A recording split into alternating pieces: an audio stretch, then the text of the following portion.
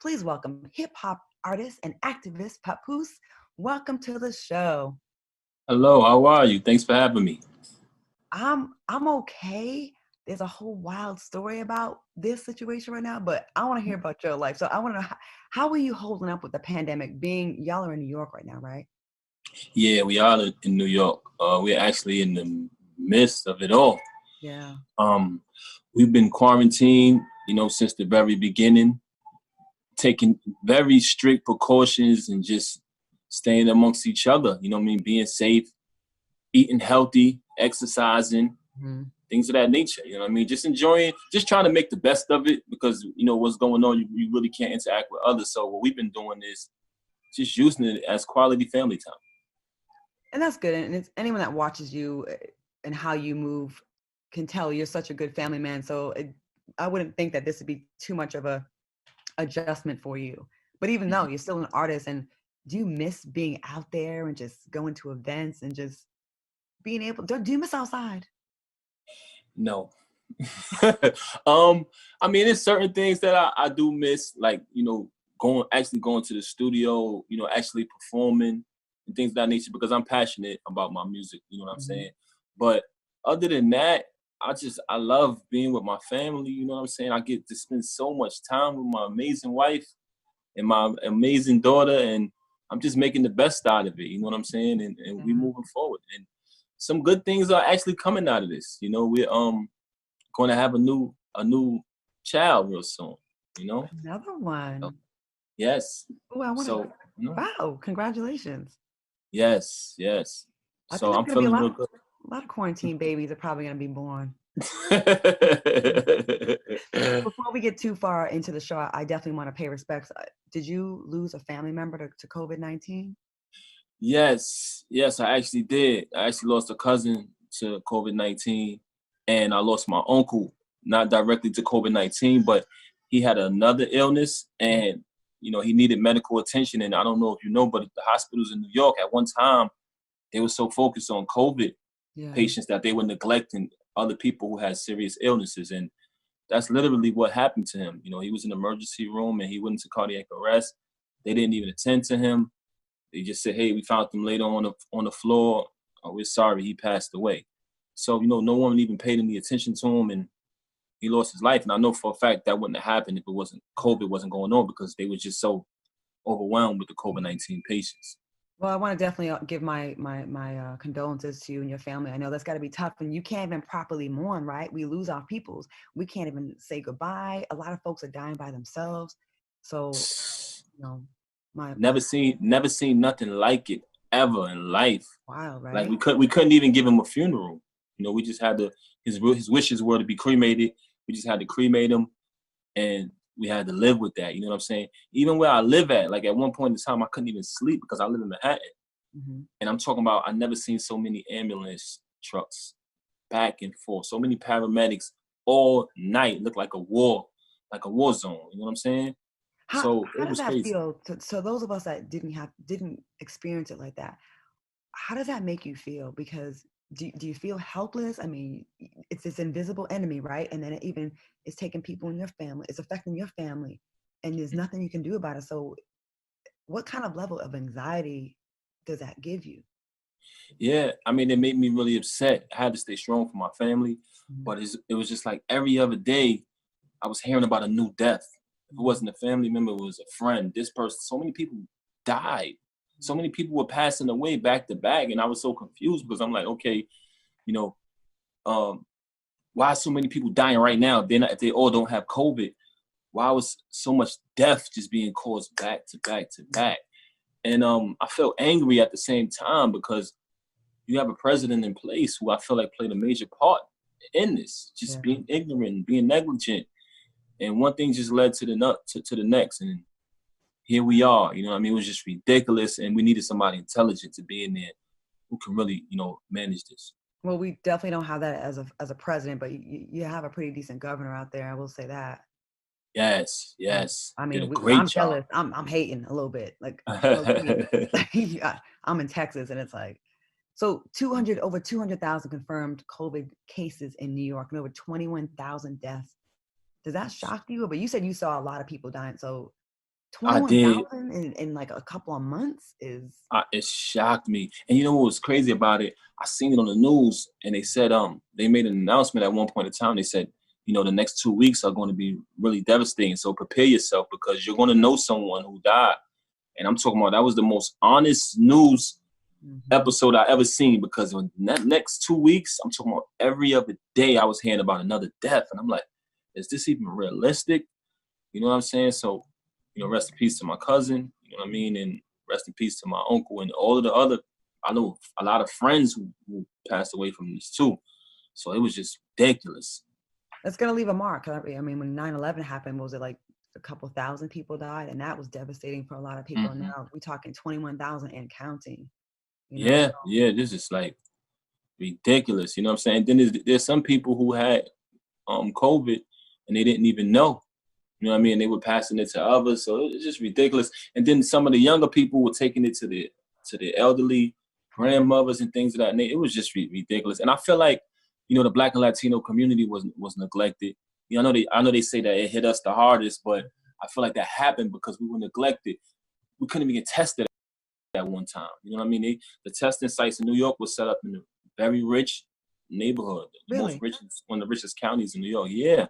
I So didn't know I that. feel like, yeah, I feel like I'm New Rochelle. Yeah. Meanwhile, all the Black and brown people on the front lines, giving care, Yes. working the grocery stores, doing a lot of the service jobs. So they were just like really taking the L. So yeah, I can't wait for us to get through this because like when we get through 2020, like this is our like, you know, we can get through anything after this, you know. But I want to go into That's, some positivity now. I want to switch gears. You and your wife, Remy Ma, let's who do I'm a huge fan of. Y'all had your it. first child a couple of years ago, and you got one on the Yes. way. You said, "How are you enjoying being a new dad? Like, how's it been for you?" Oh my God, man. Let me tell you something. The golden It's child. the best thing that ever could have happened to me at this point in my life. You know what I'm saying? Mm-hmm. She's amazing. I can be having a rough day, and once I lay eyes on that little girl, nothing else matters. You know what I'm saying? And I just been trying to take advantage of this quality time. Like, she's amazing. She's so smart, Mm-hmm. very smart. She can see you do something one time, and I swear she has it down pat. He gets it. Yeah, she I gets it. love it.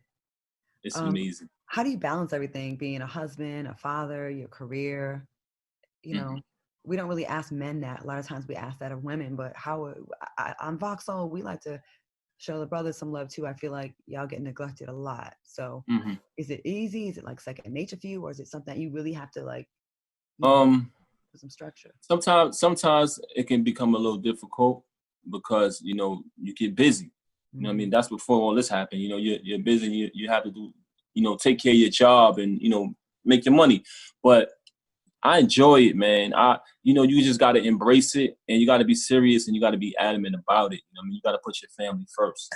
You know what I'm saying? Point blank, period. To me, nothing comes before my family, not even my career. I gotta You know what I'm say, saying? I don't know you. I just seen y'all around and watch you on television. You're such, and this is no cap, no smoke, whatever the young people saying. I'm old now, so I don't even know if the new term is no gas, but y'all are such a great example, like for real, like because people think you got to kind of give up the coolness to be a good dad and a good husband, and that's corny. Right. I don't know how we got to this point where love is supposed to be corny, but the way you love on your wife and y'all's relationship, how y'all support each other, is so dope. Can I tell you, we need that so much. We are constantly told that that ain't it, and get you a bunch of hoes and then you see someone that is doing it the right way, a family, and making it look cool while you're doing it, like uh, I remember the blogs went crazy when you and Remy got married, and Hmm. Hmm. you guys became like an advocate for positive directions of Black love, especially being on Love and Hip Hop and being on reality TV. Like we so Right. need that. So salute to you. And can you just speak on that? Like, how does that make you feel knowing that you're such a Yes, yes. I look at mean, you? you 100% right. I agree with you. They put these stigmas on us, like they teach us. I don't know if women even know this, but men are taught growing up, um, bitches ain't shit, money over hoes. You know what I'm saying? If you ever find yourself in a bad situation, your girl is going to leave you. You know what I mean? Like, all of these things are programmed, and I feel like so many men want to seem available. They want to, have the look and the persona of, I'm a player. You know what I mean? I'm with this woman and that woman and the other, and that's not real. That's not realistic, because you have a daughter, you have a mother. You understand what I'm saying? So you have to take that into consideration when you're out here dealing with females, because that's somebody's sister or that's somebody's daughter. So, you know, it's a wonderful thing, but a man has to grow up and he has to have that in his heart. It's all about maturity. You know what I'm saying? You just come to a certain space in life. A man comes to a certain time in life, if he's a responsible man, when he's going to wake up and realize, you know, you can't outsmart everybody. You can't have your cake and eat it too. And you don't even want that for yourself, because honestly, if you have a career and you're out here lying to this woman and lying to that woman and living a double life, in reality, you can't focus on your career. Your life becomes so unstable that you're going to want to kill yourself. You know what I'm saying? So you're actually doing a disservice to yourself by living like that. And everybody deserves honesty. I can't tell nobody how to live, but if you're out here living that type of lifestyle, be honest. Don't lie to your lady. You know what I'm saying? Be honest and live your truth. And I just want our people to get it. And it's not just Black people, because I'm definitely not just putting it on Black people, because it ain't just us. No, not at all. The amount of financial strength and powerhouses you can become when you put the two incomes together, and it's like one household, all the money's going in. You can invest our businesses. Yes. Let me explain something to you. Oh, I always say this: a woman is the most precious jewel, more precious than a ruby, emerald, diamond, or sapphire. Each man has to take one woman and rise her above the rest so she can show the world how precious she is. Meaning, if you don't put your lady on that pedestal, you will never know her full potential. So if you're lying to her, cheating on her, you know, being unfaithful, your relationship is focused on negativity. You're not even going to be able to build with your lady. So if you don't put her on that pedestal and let her know no one comes before you, you are the queen of my life. And vice versa. The things you guys can build and the levels y'all can reach, unthinkable. You know what I'm saying? And people don't realize that. You can't build with a person when y'all constantly fighting over nonsense. Please say that louder for the fellas in the back. We need y'all. I mean, I'm so tired of the nonsense bullshit. I'm just like, damn. Like, right. Again, I salute y'all. So let's talk about your clothing line called Black Love. What can you tell us about that? Yes, I have the clothing line called Black Love, and it actually started naturally. You know what I'm saying? It wasn't planned. It's just something that I wanted to represent. I always would have the hats that say Black Love on them, and people started to question me about it, like, hey, when can I buy that? How can I, you know what I mean? How can I wear that? So I sat down with my business partner, Dave Hugh. We shout out to him, and we came together with the clothing line. We actually did the sneakers. You know what I'm saying? A lot of ladies love them. You can order them online. Basically, the concept of the sneakers are, one foot, it says black, the other one says love, but it's written on the bottom. So if your feet are up and your man is catering to you, the love will show. You know what I'm saying? So I got to get you a pair so you can represent the brand when your man is catering to you and treating you like a queen.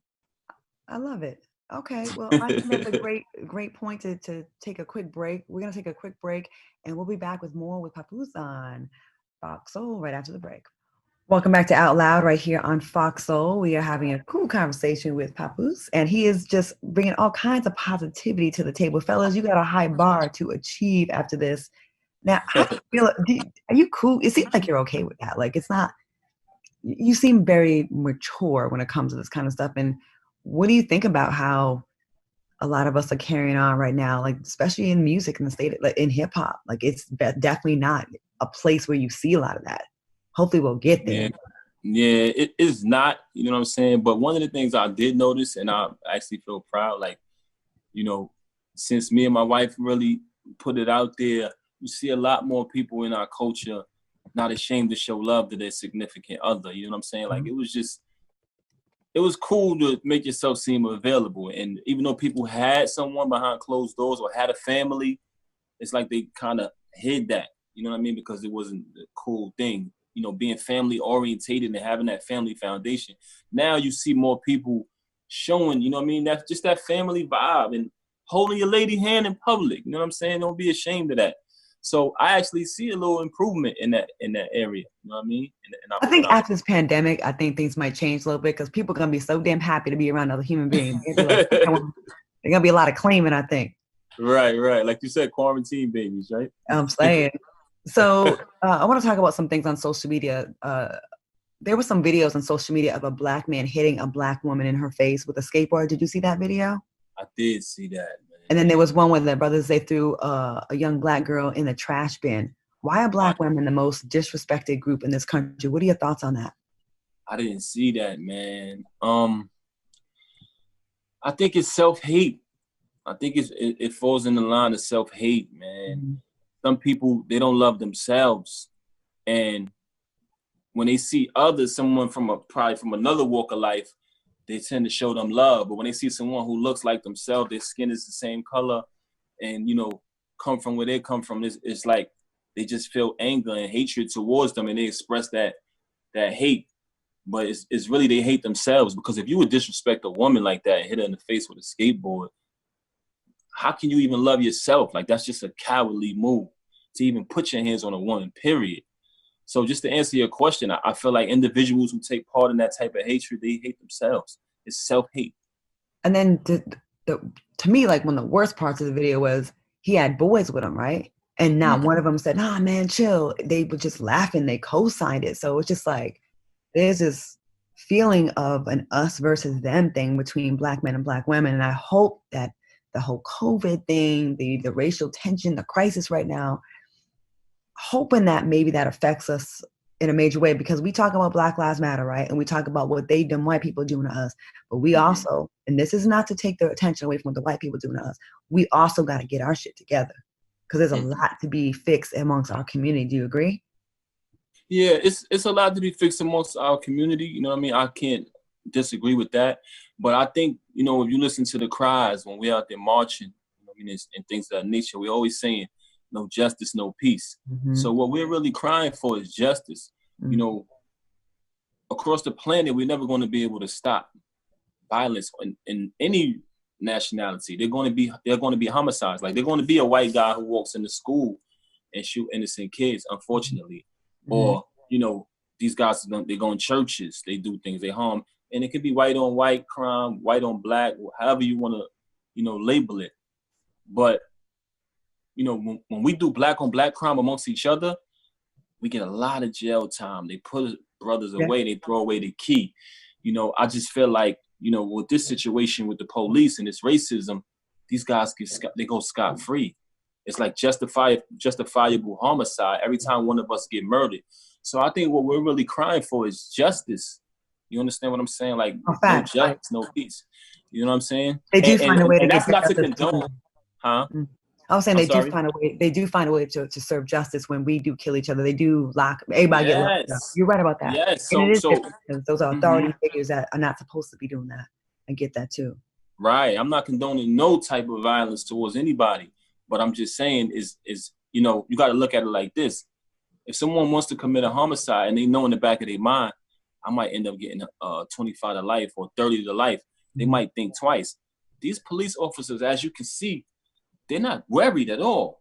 No. Because this guy, you know, with George Floyd, he's choking the man to death, and his hand is in his pocket like it's just a regular on camera, day. looking right into the lens, pretty much. Right. So we need to put something in their minds that says, maybe I shouldn't do this. Maybe I shouldn't kill this man. Huh? So how do you feel, you know, as a black man, how do you feel? How does it feel to be a black man, especially in this climate? I want to know, is it the fear? Are you angry? What do you feel on the daily when you see these images? Because you're reminded every day what they think about you. Not much. They don't care if you're a father. They don't care if you're a good one. They don't care about any of that. They just see that black skin. So how does it feel to be a black man in this climate? For me to be a black man in this climate, it feels great. You know, I feel great to be a black man in any climate. I would never let them feel like they can discourage me of who I am. You know, I'm always black and proud at all times. But am I angry? You know, I'm very angry at times. And to be honest with you, there are times when I'm very proud.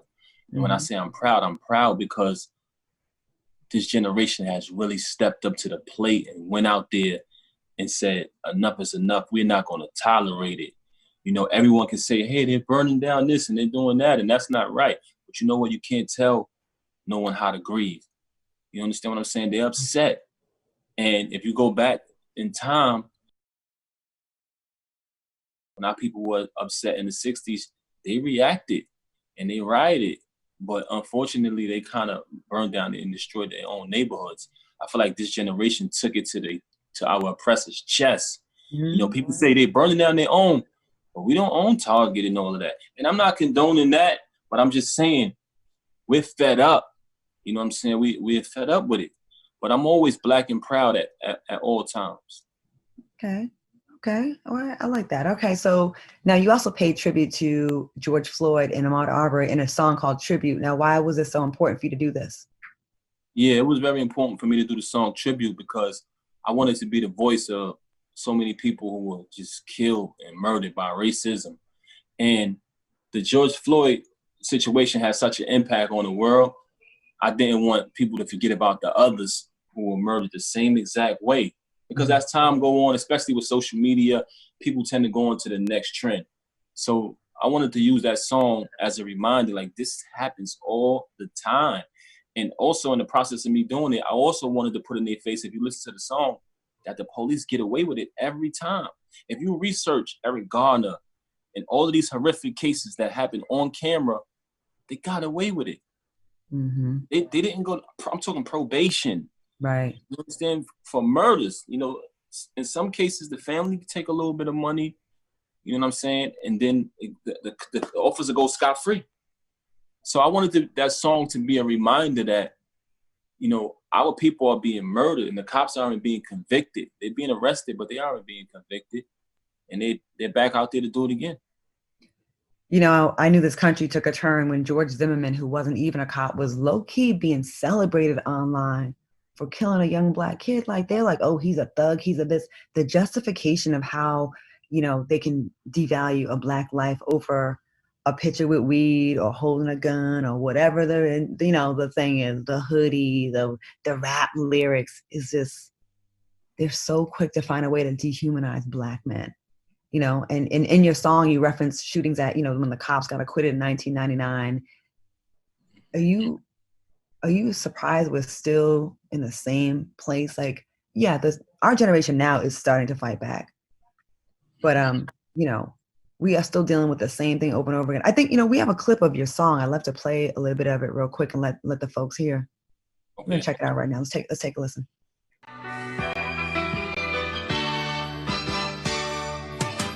Amadou Diallo was shot 19 times. The police fired 41 shots combined. Mistaken identity, they had to admit it. When they went to trial, all 4 officers got acquitted. Ahmaud Arbery, his skin made him a target. 2 racist white men shot him while he was jogging. Wow. Yeah, you broke it down. 1999. 2020. They still getting away with it. Still getting away with it to this day. You know, when I see our children in the street, little girls screaming, no justice, no peace, you wonder, is this her future? Mm-hmm. Like, we lived through this in our lives. Our ancestors lived through this. Does our children have to still walk in the street when they become adults and scream for justice? Like, when is it going to ever end? It's sad. Well, I don't want to end this show on a sad note. We have a couple minutes left. I want to ask you a couple questions, okay. But I appreciate you in your thoughtfulness when it comes to all of this stuff. So when it comes to these versus battles, right? Mm-hmm. Everybody talking about them. Who would you love to go up against and why? Oh man, you got someone here right now. You like want to call out? You know what? To be honest, I'm cool with it. You know what I'm saying? I used to battle when I first came up as a kid. I used to battle. I'm talking about when we battled, it was lyrics. Lyrics, new material. I think these versus battles, they kind of built for, you know, who you see taking part in them. I enjoy them. I watch them. I get excited because I love the music. You know what I'm saying? But it's not really a real battle. You know what I'm saying? You know, a battle is war, man. I'm from the culture. Hip hop is something you live. Rap is something you do. Those things are friendly and they're dope. I enjoy them, but you know, I'm cool, man. Those rap battles were vicious, though. Like, you got to be ready, and they might like knock the wind out of you with an insult that really hit home. You like, damn. Yeah, you got to go for the juggler. You know what I'm saying? So those guys are being real nice up there. They playing nice, but I enjoy them. They monumental. Don't get it twisted. You always see me in the comments commenting. because I'm a fan, man. So, you know, the Jadakiss and Fab one they just had was dope. I've been missing them. I gotta go back and watch. Oh, you got to go back, man. You missing out. They have some real good ones. You know what I'm saying? So if you're a fan of the music, you're gonna enjoy it. Erykah Badu and them did one. You know what I'm saying? So it's dope. Alicia Keys and John Legend. You know what I'm saying? So man, there's a lot of content. It looks like with this these new upticks in the virus, we're gonna have a lot of time to sit down and watch some more. But I want to give you your props, and you know you give away school supplies to inner city kids. yes. You're just a positive role model and person. You're exactly the way I thought you'd be, and we appreciate this. We need these kind of images on our screens. You know, we need. It's okay to have the ratchet stuff. It's all about balance. We just, you know, for a yang, we need to have a yang, and you definitely bring that. So please tell Remy we love y'all relationship. We love what y'all do, the images you put out for us, and any projects you want to shout out real quick. You work that yes. have to keep on the radar. Yes, the tribute record is actually off of my new project titled Endangered Species. I think people are going to love it. The project is all live instruments. This is the first time I ever did this in my career, so I'm really excited about this project. You know what I'm saying? All live instruments, Endangered Species, man. Look forward to it. Well, I want to thank you so much. We're going to definitely look out for you. Make sure you keep an eye for Papoose and all his amazing stuff. Thank you. We salute you, and thank you for being on Fox Soul.